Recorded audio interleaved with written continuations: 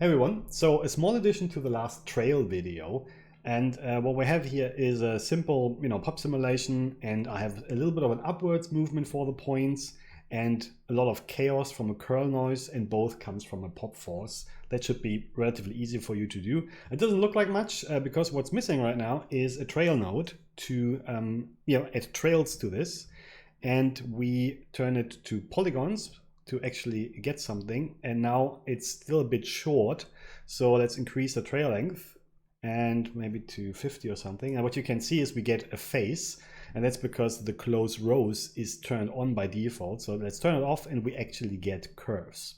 The problem now is that we have more like worms because there is no continuous line from the beginning, and the reason is that the trail length is too short. Now, of course, what you can do is, and I did that in the last video, you can put it to a very high number, but there's a more elegant way, and that is just putting in $F, because that means it will always be as long as the current scene is, and as long as your simulation starts at the start frame 1, then this will always be the maximum that makes sense. And this is a nice little trick to always have a number that is correct. And as we can see now, we get some kind of plant growing or whatever, and we get a pretty nice result. So this is pretty straightforward. We talked about this in the trail video, but what we can do now is, if we wanted to render this, we would actually get something. And the interesting thing is, curves by default are rendered with a default thickness, which is very often a bit too thick, but you can see there is some thickness to it. And this would work. And to change the thickness, actually there's two attributes you can use to control the thickness at render time. And let's do this with a point wrangle. The first way of doing this is something we already know, and that is just p-scale. So since a curve is made of points, setting the p-scale for each point actually gives us a thickness for the overall rendering of the curve, which is really nice. So if I turn this to 0.1, we should get much thicker curves now at render time. Well, not much thicker, but let's make it much thicker. But you can see it does something. It also shows you what it's rendering as. Actually, it's a ribbon, so it's more like a thin piece of cloth or something, which can or cannot be what you want, but what you can see is you can actually control the thickness of a curve. By the way, another way of doing the same thing is using the attribute width, which is basically the width of the curve, and this will result in the same. So p-scale or width will change the thickness of your curve, and I can prove that by changing the width, and you can see now it's thinner again. Okay, so this is one way of rendering curves with a thickness, but it's not very nice because as you see, this gives you a ribbon rendering by default, which is meant for stuff like hair and grass and stuff like that, and fur. But there is a little bit of a better way if you want something more control of the shape. And that is turning those curves into actual geometry. And the first node that does that is polywire. That's the oldest of the three I want to show you. And it's a bit limited. You can't do much with it. You can change, as you can see, it turns it into a 3D geometry. And you can change the divisions here, so to make it rounder you can change it to 8, for example, and you can also already see it's really relatively slow, unfortunately. Let's go to an earlier point, maybe then it's a bit quicker. And then you can of course change the wire radius up here, and that's about it. That's the only thing that really makes sense to change, because segments really doesn't add much other than giving you more divisions, so to say. Pretty limited, but that's the first thing you can do. The next thing is called wireframe. And the interesting thing about the wireframe node is that it actually turns your curves into a mixture of spheres and tubes, so primitives. The idea behind that is, if we lower the thickness a little bit, it will always be smooth.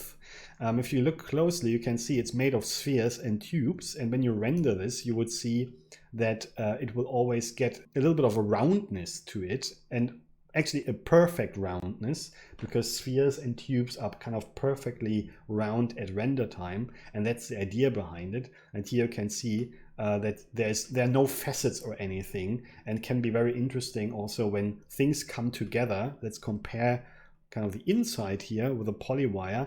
When they come together, it looks a bit you know, weird when they intersect, and that looks nicer when you use a polywire because everything is kind of smooth.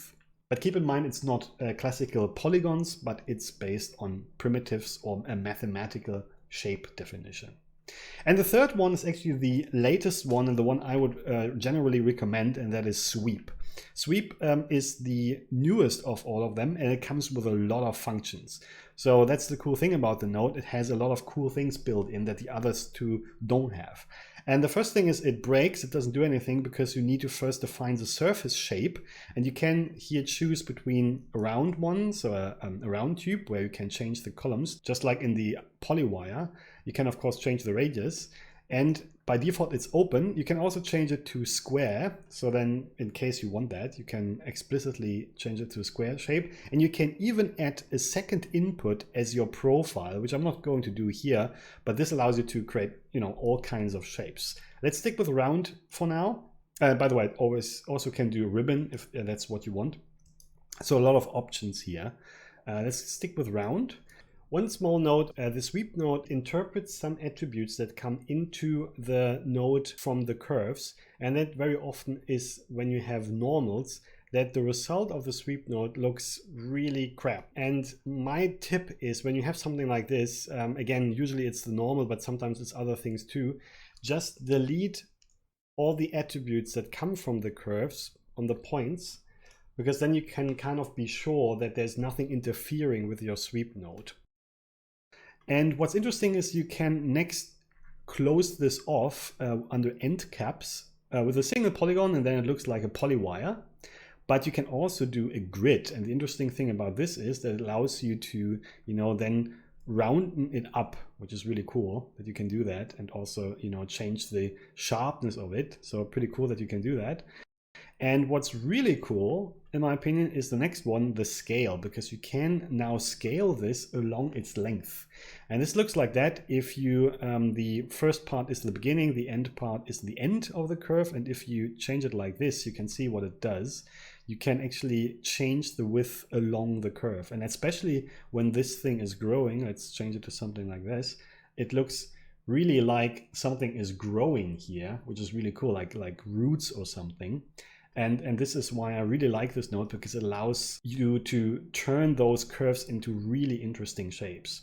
What you can also do, which I really like, is you can do something funky like this. You can add an end bit that is thicker than the rest, and then it looks as if there is some kind of front fruit or something. Yeah, and here you can see now that we created this weird front bit that is thick.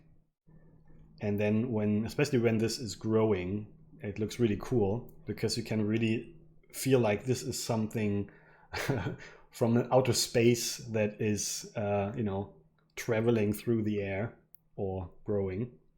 And this is really cool. I really like how much things and how many interesting looks you can create here with all the settings that are built in here. The sweep node can do more, so definitely look into it. This is by no means everything that is there to say about the sweep node, but I don't want to make this video too long. Look at those three nodes by yourself, and then you can relatively easy come up with some really cool alien plans. And once you give your creation some funky colors, it looks even more like an alien plant. So yeah, as you can see, a lot of things you can do with that. Play around with it, and I hope this was helpful. Thanks very much and see you later. Cheers.